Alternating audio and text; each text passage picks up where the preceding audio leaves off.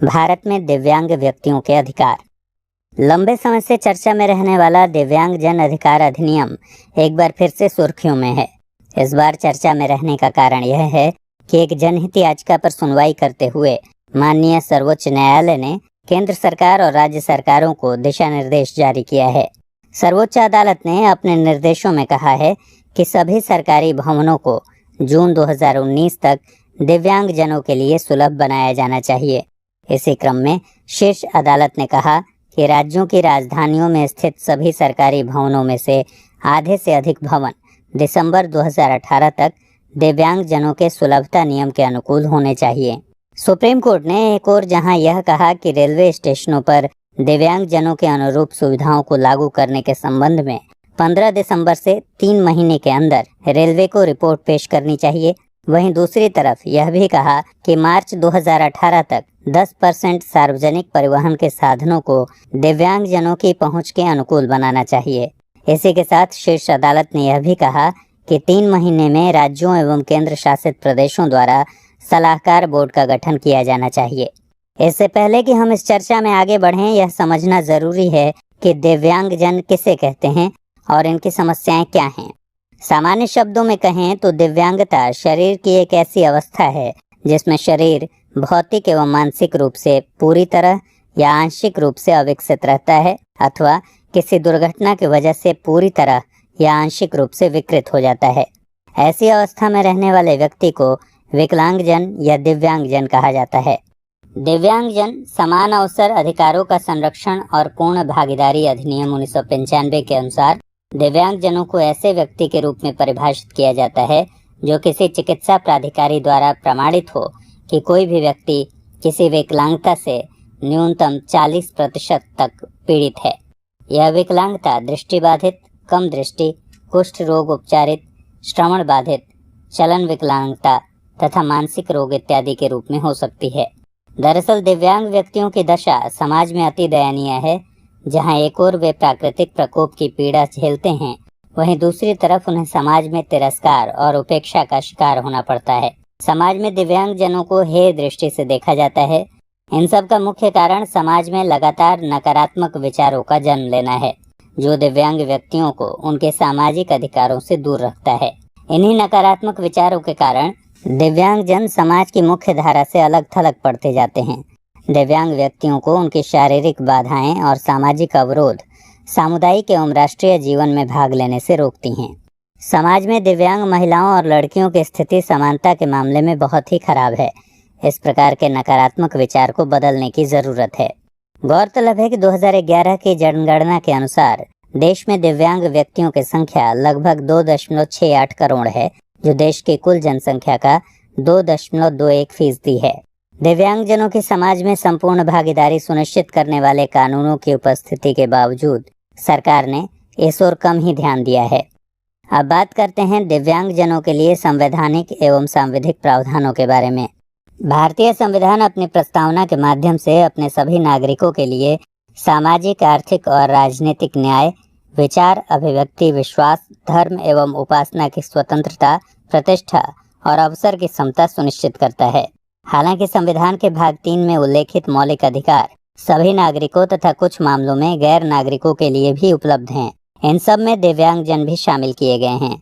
इसी क्रम में संविधान के भाग 4 में उल्लेखित नीति के निदेशक तत्वों को शामिल किया गया है, जिन्हें देश के शासन के संचालन में मौलिक घोषित किया गया है। इन सिद्धांतों से आशा की जाती है कि ये नीति का अनिवार्य आधार होंगे। वास्तव में ये तत्व भविष्य के विधि निर्माण में मार्गदर्शन स्वरूप हैं, जैसे कि अनुच्छेद 39, 41 तथा 42 इत्यादि।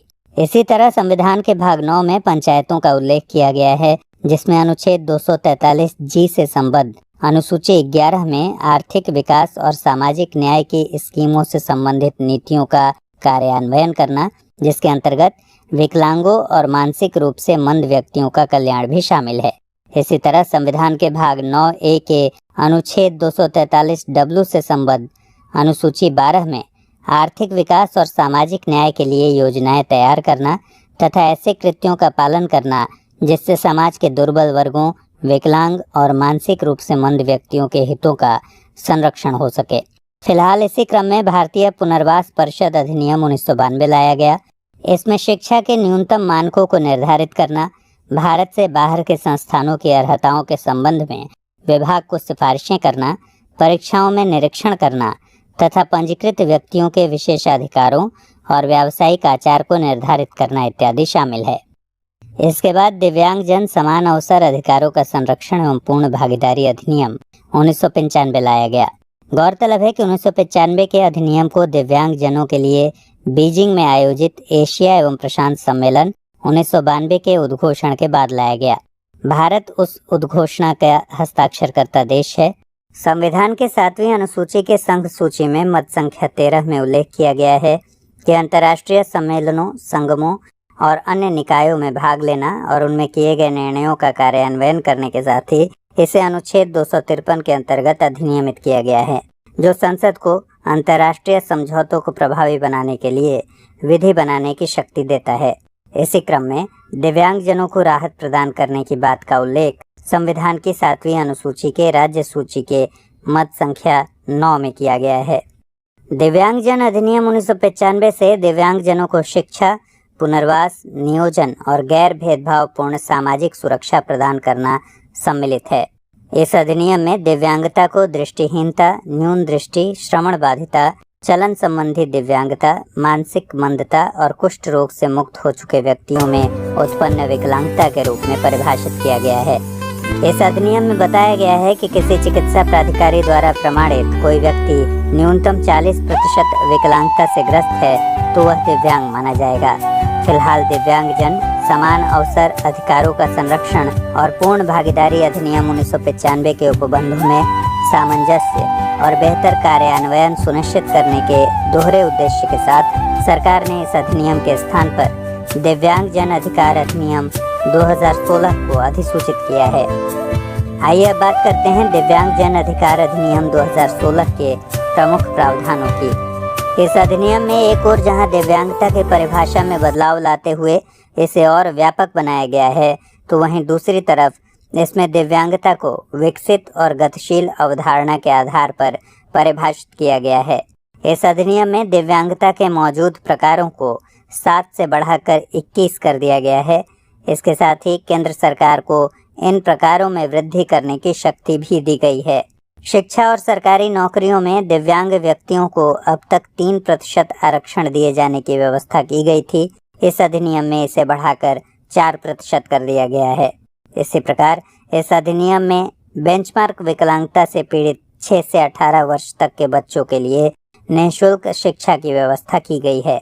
गौरतलब है कि इस अधिनियम में बेंचमार्क विकलांगता यानी न्यूनतम 40% विकलांगता के शिकार लोगों को शिक्षा और रोजगार में आरक्षण का लाभ देने का भी प्रावधान है। ऐसे लोगों को सरकारी योजनाओं और अन्य प्रकार की योजनाओं में भी प्राथमिकता दी जाएगी। दरअसल इस अधिनियम के माध्यम से दिव्यांगजनों को वित्तीय सहायता प्रदान करने के लिए राष्ट्रीय और राज्य निधि का निर्माण किया जाएगा। इस संबंध में बनाए गए अन्य फंड्स का इस नए फंड में विलय कर दिया जाएगा। दिव्यांगजनों के अधिकारों के उल्लंघन के विशेष मामलों के निपटारे के लिए प्रत्येक जिले में विशेष न्यायालय को नामित किया जाएगा। अब बात करते हैं दिव्यांगजनों के लिए सरकार द्वारा संचालित की जा रही योजनाओं की। दिव्यांग व्यक्तियों के सामाजिक आर्थिक बदलाव के साथ सार्वभौमिक पहुंच सुनिश्चित करने के लिए सामाजिक न्याय एवं अधिकारिता मंत्रालय के दिव्यांगजन सशक्तिकरण विभाग के द्वारा देश भर में सुगम्य भारत अभियान संचालित किया गया है। इस अभियान का उद्देश्य दिव्यांग व्यक्तियों को जीवन के सभी क्षेत्रों में भागीदारी करने के लिए समान अवसर एवं आत्मनिर्भर जीवन प्रदान करना है। इसका मकसद दिव्यांगजनों के लिए सुगम्य भौतिक वातावरण, परिवहन, सूचना एवं संचार तंत्र को विकसित करना है। इसी क्रम में भारत सरकार द्वारा वर्ष 2016 से सुगम्य पुस्तकालय के रूप में एक ऑनलाइन मंच की शुरुआत की गई है। यहाँ पर दिव्यांग व्यक्ति इंटरनेट के द्वारा पुस्तकालय से संबद्ध सभी प्रकार की उपयोगी पुस्तकों को पढ़ सकते हैं। सुगम्य पुस्तकालय में नेत्रहीन व्यक्ति अपनी पसंद के उपकरण जैसे मोबाइल फोन, टैबलेट, कंप्यूटर इत्यादि का उपयोग कर ब्रेल डिस्प्ले की मदद से पढ़ सकते हैं। इसी तरह भारत सरकार द्वारा वेब आधारित विशिष्ट दिव्यांग पहचान कार्ड शुरू किया गया है। इसके तहत विकलांगता के प्रकार सहित विभिन्न विवरण ऑनलाइन उपलब्ध कराए जाएंगे। इससे दिव्यांग प्रमाण पत्र की प्रामाणिकता सुनिश्चित करने में मदद मिलेगी तथा अलग अलग कार्यों के लिए कई प्रमाण पत्र साथ रखने की समस्या दूर होगी। इसी क्रम में भारत सरकार ने दिव्यांग व्यक्तियों के लिए एक स्वावलंबन स्वास्थ्य बीमा योजना शुरू किया है। आइए अब बताते हैं आपको कि सरकारी नीतियों के बावजूद भी दिव्यांग जनों की राह में कहाँ कठिनाइयाँ हैं। सरकार की नीतियों का सही तरीके से क्रियान्वयन नहीं हो पाना इसकी सबसे बड़ी समस्या है।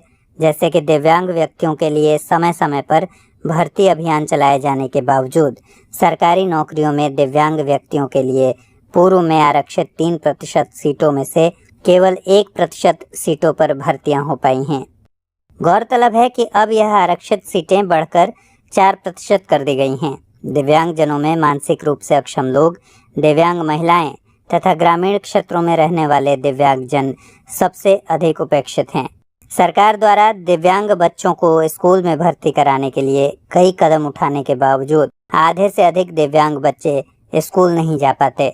रेलवे स्टेशनों और ट्रेनों में सुगम्यता का अभाव दिव्यांग व्यक्तियों के लिए एक बड़ी समस्या है।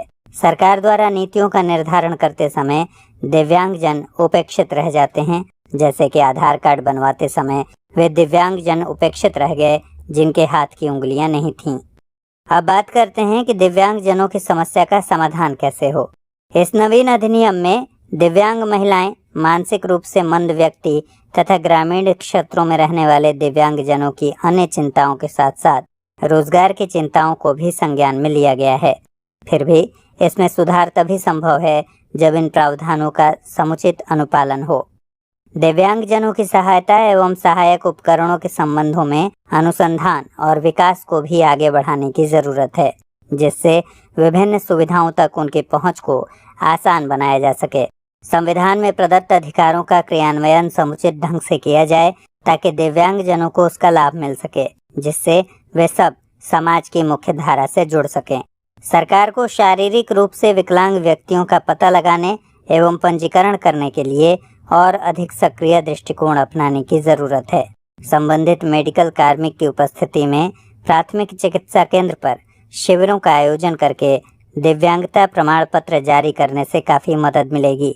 इसके साथ ही सभी दिव्यांगता प्रमाण पत्र धारकों के संबंध में जिला, राज्य और राष्ट्रीय स्तरों पर एकीकरण के साथ एक डेटाबेस कायम करने के लिए उपाय किए जाने चाहिए। बहरहाल इन्हीं कठिन हालातों के बीच समाज का यह वर्ग उपेक्षित है, जिसे समाज में अपमान और घृणा की निगाह से देखा जाता है। इसे केवल सरकार की नीतियों से समाप्त नहीं किया जा सकता।